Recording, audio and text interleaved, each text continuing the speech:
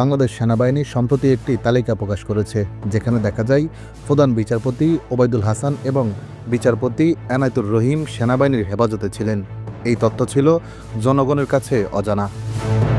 অনেকেই সামাজিক যোগাযোগ মাধ্যম ফেসবুকে পোস্ট দিয়ে বলছেন, ইউনূস সরকার একটি ভুয়া রেফারেন্স তৈরি করে প্রধান বিচারপতির স্বাক্ষর নকল করে শপথ গ্রহণ করেছেন।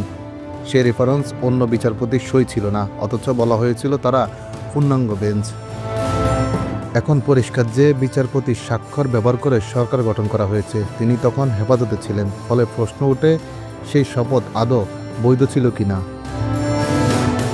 অনেকেই সামাজিক যোগাযোগ মাধ্যমে সেনাবাহিনীকে ধন্যবাদ দিয়ে বলেন, তাদের প্রকাশিত তালিকার মাধ্যমে জাতির সামনে এসেছে এক গোপন সত্য। এই তথ্য দেশের ইতিহাসে একটি গুরুত্বপূর্ণ অধ্যায় হয়ে থাকবে। আপনার মতামত কি? ইউনূস সরকারের শপথ কি অবৈধ? মন্তব্য জানান। এমন বিশ্লেষণধর্মী ভিডিও পেতে সাবস্ক্রাইব করুন ডিজিটাল পোস্ট লাইভ।